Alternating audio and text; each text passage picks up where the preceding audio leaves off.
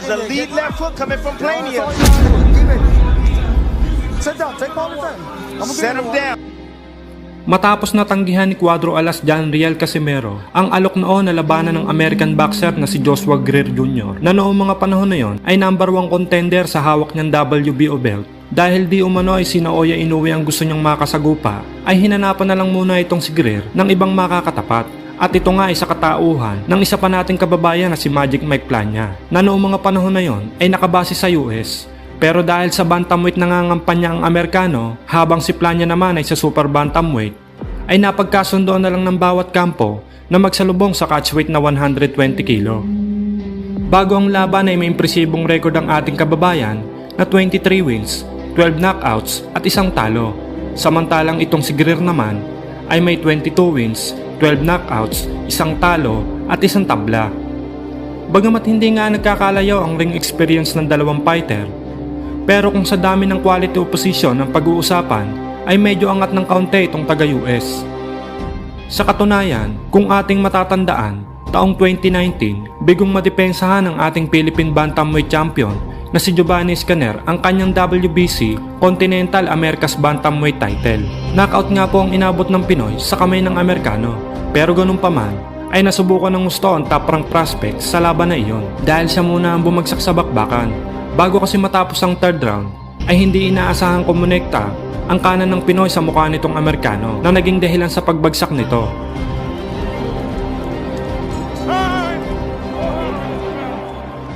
Pero pagdating na round 8, ay si Greer naman na nakabawi.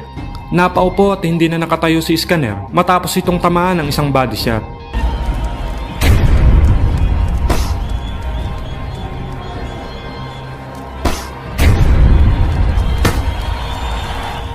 Matapos nga ang laban ay may pahabol pa itong pang-asar sa Pinoy sa pamamagitan ng paglabas ng kanyang unan na may nakasulat na night-night.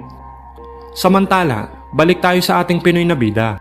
Bagamat heavy underdog sa magiging laban ng ating kababayan at halos 2 linggo lang ang naging preparasyon nito, ay kumpiyansa pa rin ito na magagawa niya maka-score ng isang upset sa laban. Pero syempre, hindi rin naman padadaig ang hambog na Amerikano. Gaya nga ng kanyang nakagawian sa kanyang mga nakaraang laban, dala-dala pa rin ito ang kanyang mahiwagang unan sa weigh-in na nagpapahiwatig na patutulugin niya raw ang ating pambato sa laban. Subalit pagdating nga ng mismong laban, left hook ang naging isang susi upang makuha ng ating kababayan ng panalo. Unang round pa lang ay bagsak na agad ang Amerikano nang ipatikim ng ating bida ang kanyang malakas na left hook.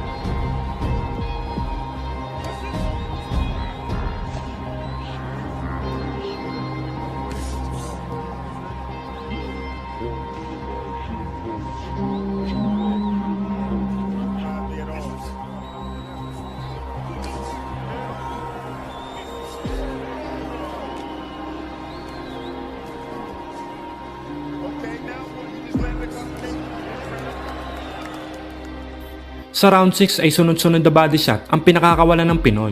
Para pabagalin ng galaw ng Amerikano na panay naman ang atras, siguro ay naisip na ng top rank prospect na pag sinabayan niya kasi ang ating kababayan ay baka siya ang gumamit ng una na madalas niyang inilalabas nitong kanyang mga huling naging laban. At bago nga matapos ang round 6 ay bumagsak muli ang Amerikano nang kumonekta na naman ang left hook ng Pinoy.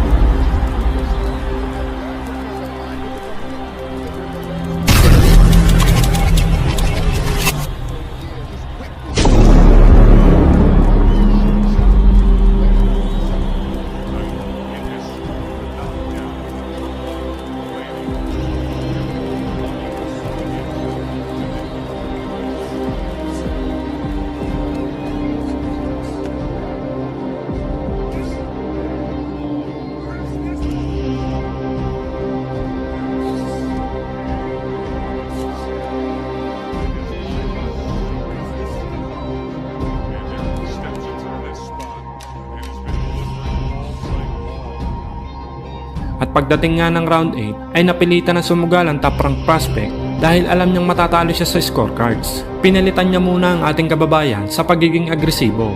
Kumbaga, do or die situation ito para sa kanya kung gusto niyang ma-maintain ang kanyang mataas na world rating. Kaso nga lang ay hindi nga sumapat ang effort nitong Amerikano dahil kahit nauubusan na ng hangin ang ating bida ay nagawa pa rin itong itawid ang kanyang sarili para tapusin ang natitirang round.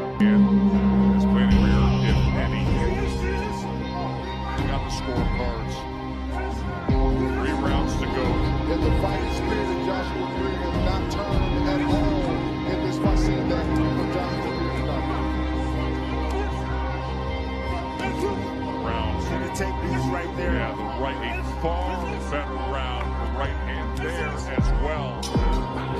Josh Greer trying to keep his status #1 as a bantamweight contender.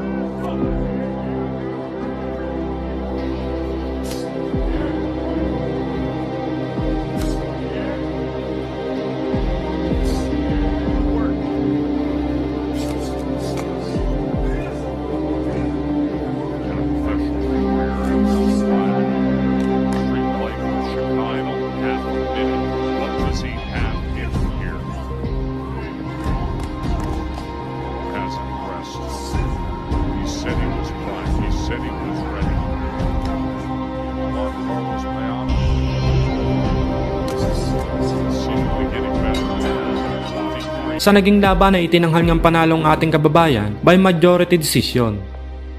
At kung nabigyan nga lang ng mahabang preparasyon ng ating bida ay baka hindi na nga ito umabot sa desisyon. Matapos ang dalawang magsunod na impresibong panalo ng ating kababayan at pambato na si Jonas One Punch Sultan kontra nga po sa kalabang sina Tatsuya Ikemeso ng Japan.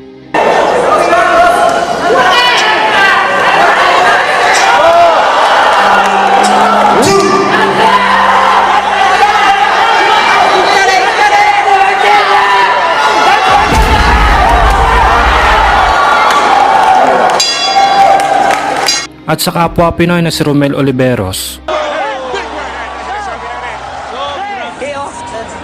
Tingnan po natin, what a textbook right hand.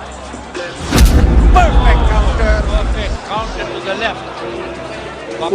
December 16, 2016, nang mabigyan ng pagkakataon itong si Jonas Sultan na mapalaban sa isang regional title fight para sa titulong IBF Intercontinental Super Flyweight title, na kung saan ay dumayo nga po ang ating bida sa bansa ng South Africa upang sagupain ang tinaguriang The Professor at Noy knockout artist na si Makasoli Tete, ang boksingerong kinatatakutan sa flyweight division ng bansang South Africa at Noy world rated sa junior bantamweight division. He calls a towel. No wonder Tete is called the Professor. At para nga po sa inyong kaalaman, itong si Makasoli Tete ay dating WBA Pan-African Flyweight Champion. April 24, 2015 ang una itong mapalaban sa isang Pinoy fighter na si Renz Rosia, na kung saan ay nakuha nito ang bakanting IBO Intercontinental Flyweight title by majority decision. July 29, 2016 ang durugin naman at wasakin nito via 5th round technical knockout ang isa pa nating kababayan na si Raymond Tabugon para sa bakanting IBF Intercontinental Super Flyweight title. Kaya naman ang mga kababayan nitong si Makasoli Tete ay tiwala at kumpiyansa Nadudurugin at wawasakin lang uli nito ang isa pang Pinoy na makakalaban. Lalo pat sa mismong baluarte ng African Champion, magaganap ang bakbakan. Kaya naman sabay-sabay nating balikan kung paano nga dinurog ng ating kababayan ang knockout artist ng South Africa na si Makasole Tete. Nang tingin sa ating kababayan ay tila ba pataba na lang sa kanyang kartada. Sa unang round pa lang ay mainit na binakbakan ng ating kababayan ang knockout artist na Aprikano. Agad itong nagpakawala ng mga solidong kombinasyon na tumama at nagpayanig sa binibidang boksingero ng mga Aprikano. Sabay awat naman ng referee na halatang halata sa pagiging bias pabor sa kanyang kababayang Aprikano.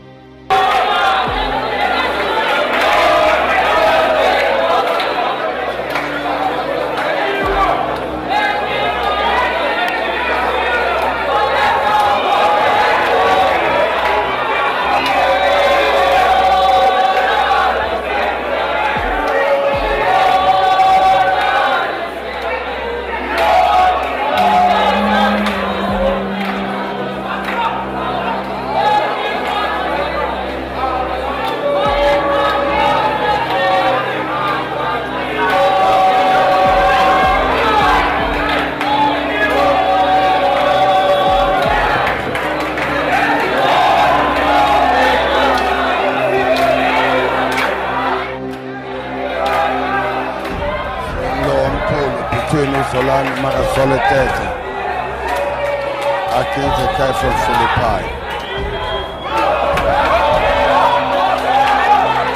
Yabonakala ukuthi ukhohlakele lo mfana.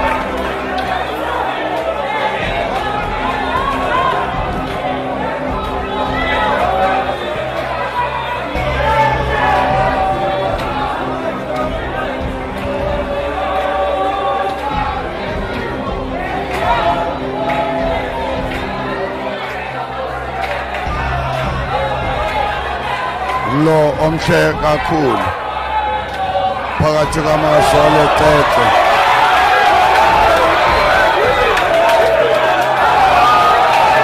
Makasole Tete no-Jonas Sultan awoniswa ngurefu gama kangabethi England.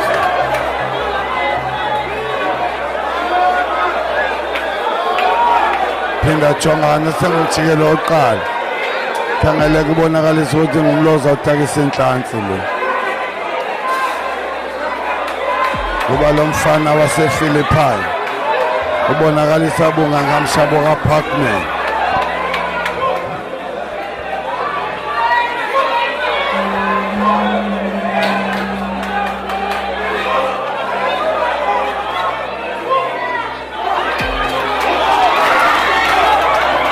Wow, he's throwing dangerous punches as early as the first round. Yefaka lokhu indlela abaqalelwa ngayo abafana. Into yokuba bangaba ifight usigqibile emthansane yaba sengxakini. Wenza kangangoko lo mfana into yokuba kungabikho ndlela into yokuba zingaphuma. Baphela umjikelo wokuqala. Baphela njalo umjikelo wokuqala. Round 2 ay agresibo pa rin inatake ni Sultan ang depensa ng South African Champion. At doon nga ay ginulat ng ating kababayan ng mga Aprikanong manonood nang ratraten at makatikim ng 10 hits combo ang kanilang ibinibidang Aprikano, kung saan ay nawalan nga po ng malay ang Aprikano sa lakas ng mga suntok na tumama dito. At sa tindi nga po ng kaliwat kanang suntok na tumama sa Aprikano ay agad nawalan ng malay itong South African Champion at tulog itong nakatayo habang inaawat ng referee ang ating pambato.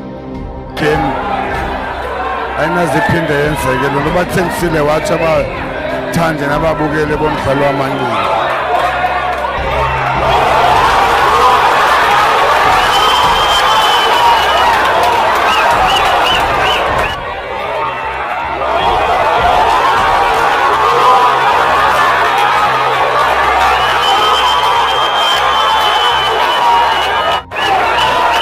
Waphela njalo umjikelo wesibili. kaya indlela ngummangaliso. Ang panalong ito ni Sultan ang nagbigay sa ating pambato ng kanyang kauna-unahang regional championship title. Simula ng pasukin nito ang mundo ng boxing.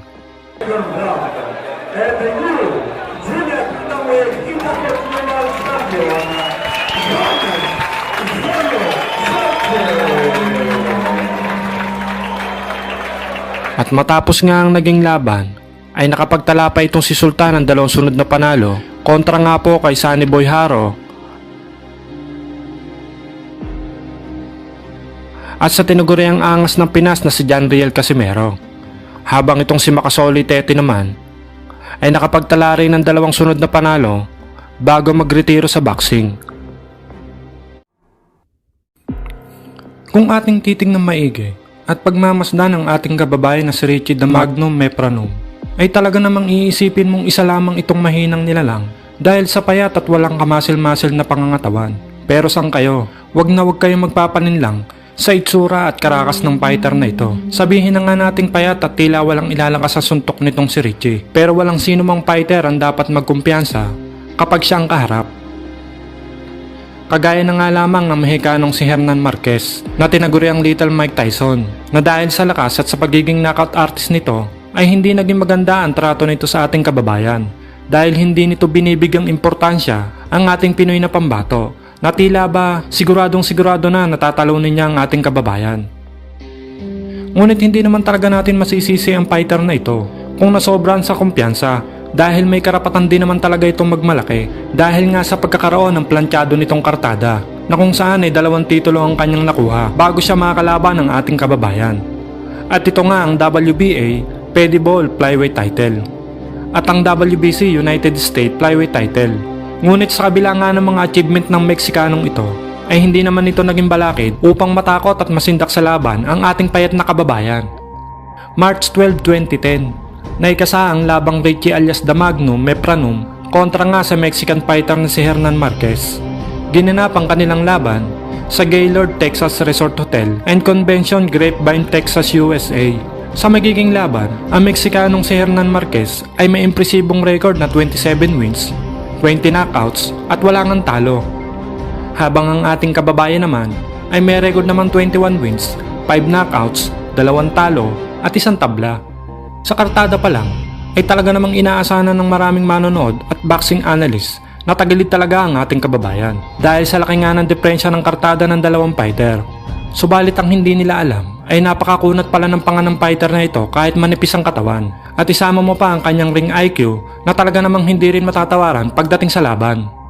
Sa kanilang weigh-in ay kitang-kita ang diferensya ng 2 fighter.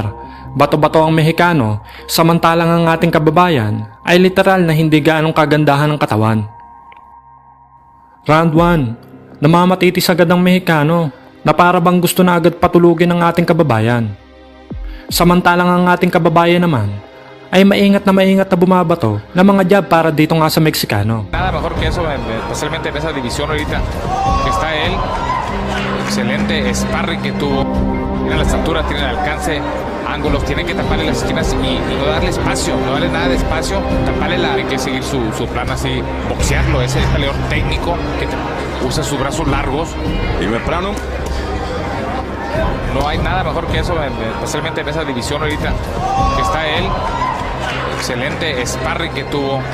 Y pues aparte de eso, trabajando con la familia. con él, que lo que le ha gustado mucho de entrenar con los Montiel es precisamente eso, con Fernando Montiel haciendo su sparring, que ha aprendido mucho al verlo, al aprender cómo se boxea, como un boxeador. Fernando Montiel es un peleador, no es tan agresivo. 18 knockouts en sus 25 y número 9 del OMB. Regresamos.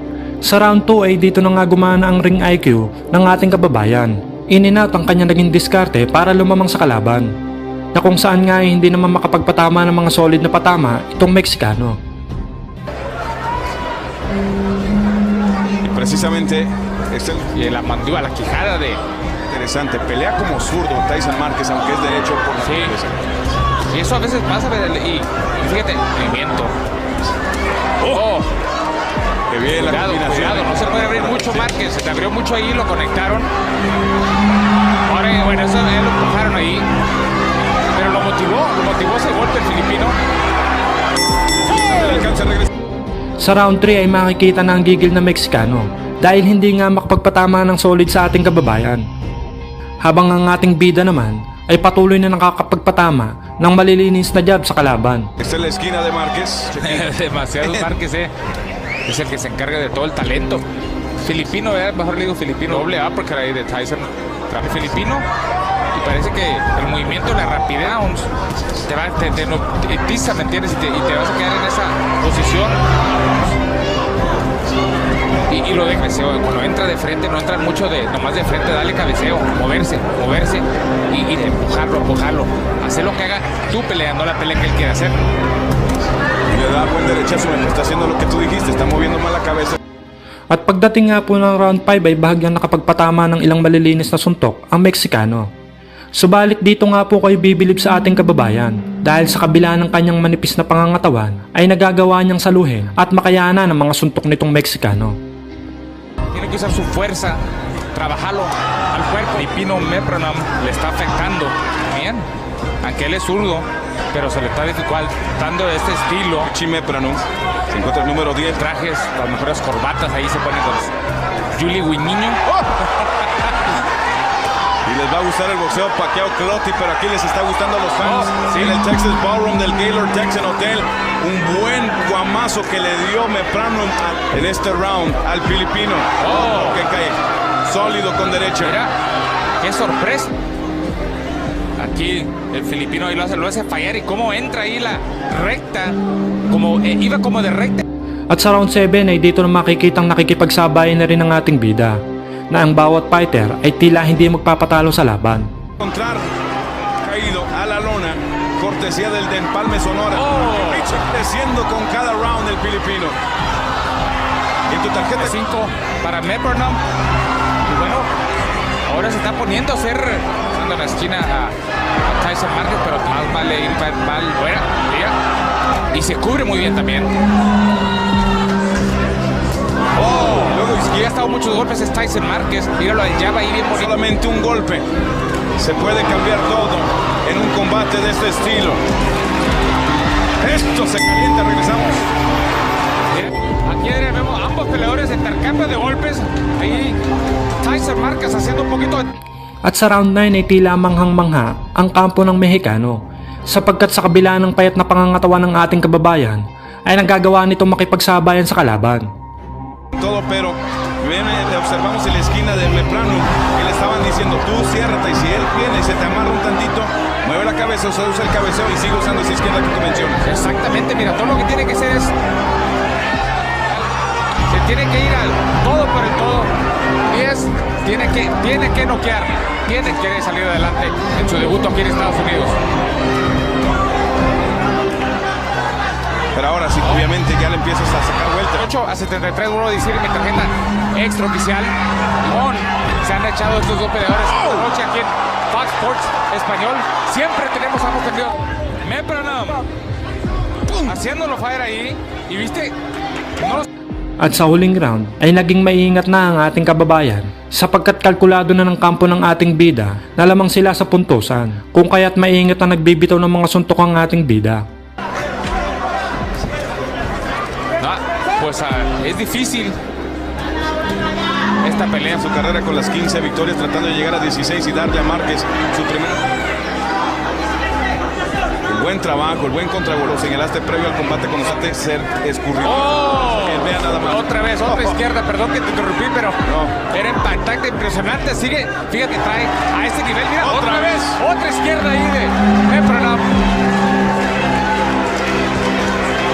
Estoy emocionado aquí. At matapos nga ang laban ay kumpiyansa ang kampo ng ating kababayan, lalo na ang coach na si Buboy Fernandez na ang bata niya ang mananalo sa laban. For the winner, by way of unanimous decision, para el ganador por decisión unánime, Mabuhay Pilipinas! At itinanghal ng panalo ng ating kababayan by a unanimous decision.